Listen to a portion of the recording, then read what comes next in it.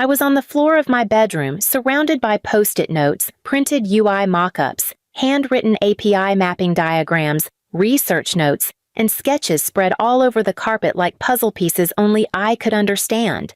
I was 26. I had been working toward this one chance for months. The Dream Tech internship interview was tomorrow morning. I could barely sleep the night before because I kept hearing the recruiter repeating the words, "Your portfolio is extremely strong. This could be career-defining for you." This wasn't just an internship. This was my chance to finally build a way out of my parents' cage, a way to survive without eternal permission from them, a way to become an actual person. Please subscribe to our channel and tell us in comments from where are you watching this video. I carefully slid each printed portfolio segment into a presentation binder, labeled Clean Aesthetic. Everything I learned online tutorials for because I couldn't afford a formal design course. My hands were actually shaking from excitement. I kept whispering to myself, I might actually get this. I might finally get my life started. And then her footsteps came down the hall. My mom never knocked. She never respected boundaries. She never believed I deserved privacy or a single ounce of self-direction. She pushed the door open without slowing down. "What is this mess?" she said, disgust dripping out like venom. "It's my portfolio," I said carefully, "for tomorrow's final interview."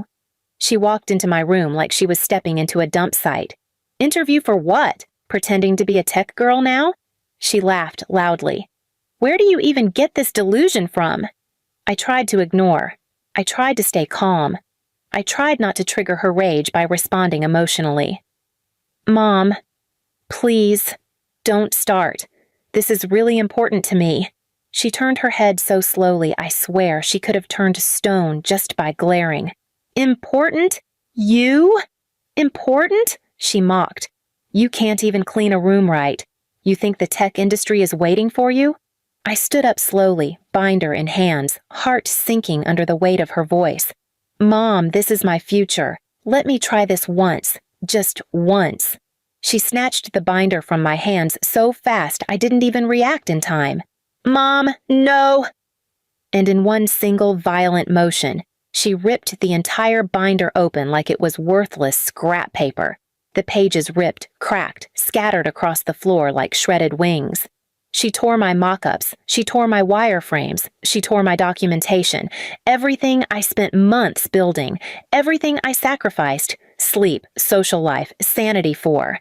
She bent down, grabbed handfuls, tore again and again. "You don't get a future," she snarled. "You don't deserve it. You think you're special? You're a joke." I tried to pick the pages up, but she grabbed the back of my shirt and pulled me backward so hard I hit the floor. Then she grabbed my hair, both hands, and dragged me across the floor like I was an animal who ran where it shouldn't be.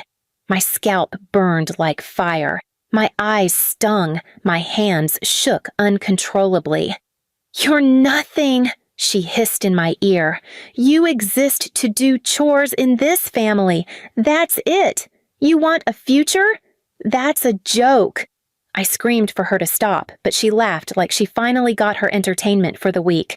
Dad leaned on the hallway doorway, listening, silent, enjoying it, the same way he always silently enjoyed the slow destruction of my self-worth.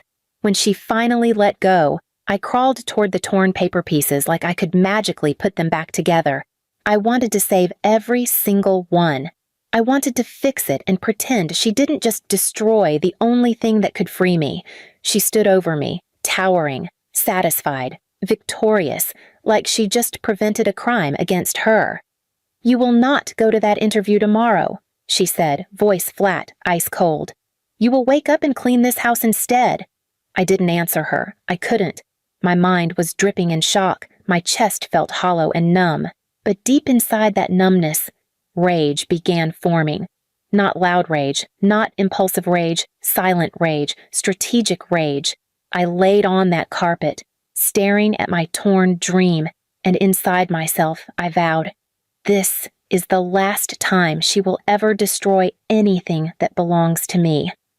I stayed on that floor for almost 40 minutes after she left my room, not crying, just staring at the pieces like crime scene fragments. Every single ripped sheet was proof. Every sketch I spent nights perfecting was now evidence. Evidence of how far she would go to keep me small. I didn't sleep at all that night, not even a minute.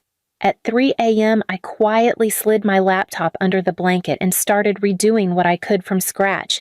My scalp still throbbed from where she yanked my hair. My neck had red streaks. My hands shook every time I clicked my trackpad. But I kept building. I rebuilt half the portfolio digitally before the sun even came up. I didn't have printer access at home. And I knew if I asked Dad to drive me to FedEx, he'd purposely stall until interview time passed. So I did something I never did before. I didn't tell them I was still going. At 6 a.m., I tiptoed out of the house in silence, wearing the same hoodie as the night before. I walked 2 miles before the bus line even started running, holding my laptop like a newborn child. The cold morning air hit my face, but I didn't care. It was the first time I felt alive in that house in years.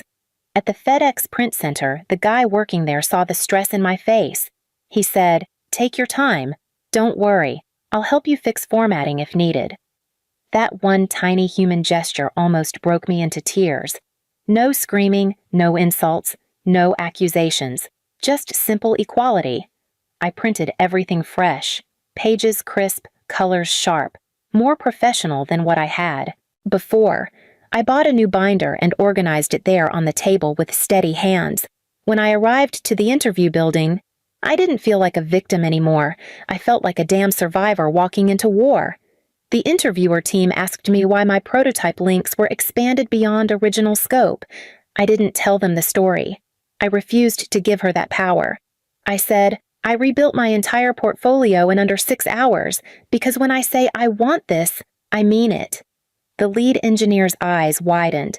The director leaned forward like I'd just said something they hadn't heard from an applicant before. We talked back-end structure. We talked cloud architecture. We talked why certain user flows fail emotional UX. We talked real-world production constraints. And I handled every question with that strange clarity trauma gives you when you're forced to survive every second of your life without safety nets. When I walked outside afterward, the recruiter followed me out into the hallway. "You are going to go very far in this industry," she whispered. "Some people have talent. Some people have hunger. You have both." Right then. My phone buzzed. Mom texted, "If you are still thinking about going to that interview, you can pack your bags and leave this house forever." She didn't know I just finished the interview already. I stared at that text for a full 20 seconds.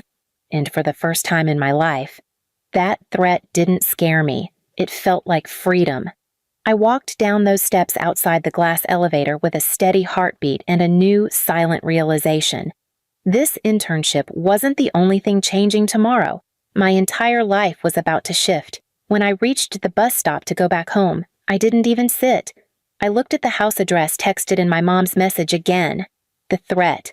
The dare. The ultimatum she thought would break me. "Pack your bags and leave this house forever." She said it like she owned my air supply. She said it like she was granting permission to breathe.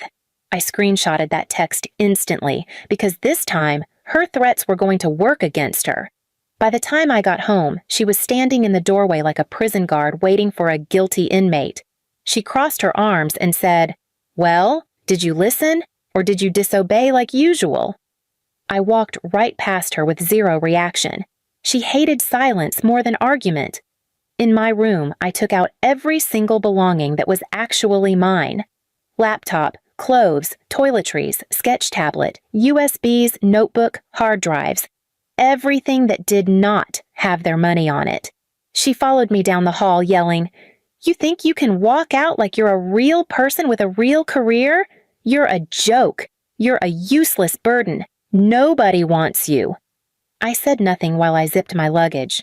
She reached to grab my hair again, but this time I stepped back so fast she missed. I looked her straight in the eyes and said calmly, "You will never drag me again. Ever." She froze. Her power didn't land. Her dominance didn't work. Dad came out of the bathroom and scoffed. "She'll be back here in 2 weeks begging. They always do." I wheeled my suitcase out past both of them like they were bystanders in a hallway. I didn't slam the door. I closed it gently. That silence shredded them more than if I screamed. Revenge begins 2 days later. I got an email. "Congratulations, you are selected. Official offer letter attached." I stared at that email like my future just walked into my room, shook my hand and said, "Let's go." I signed instantly. Then I called a local legal aid clinic, explained the hair dragging and property destruction, and showed them the text where my mom told me to leave forever. They helped me file an official legal voluntary removal and independent domicile status, a protection that prevented them from trying to legally claim financial guardianship or insurance access or block my relocation. That was my revenge, removing every legal tether they once had connected to me. No emergency contact access, no medical access, no employment reference power, no claim to my life. Then I took it further. Real, grounded, unexpected. I filed a damage report with the tech internship program coordinator. I told them my portfolio was destroyed by a parent, so I needed digital verification only. They flagged my file with unsafe home environment, do not release address or personal info to outside family members. Meaning, they now had no route to sabotage anything professionally. No HR call pretending to be me. No property claim, no contacting supervisor pretending I'm unstable. Every door they once abused was now locked. The breakdown. 1 week later, Kristen called from a blocked number. She was screaming, crying that Mom had a meltdown because I disappeared like an ungrateful brat. Dad punched a hole in the garage wall. The whole house spiraled because for the very first time ever, I simply walked away with no explanation, no closure, no begging. I said nothing. I hung up.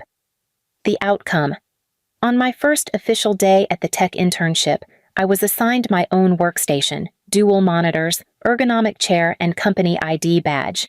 I touched it carefully. No one could rip this. No one could drag me across anything again. At orientation, the director said, "If you do well this summer, full-time placement comes directly after." My future wasn't a joke anymore. My future was mine. And my mother had no seat in it, no voice in it, no hand in it, no control left over it. Their revenge was that they had to watch me succeed from the outside in silence, while I finally lived without them on the inside. Please subscribe to our channel and tell us in comments from where are you watching this video.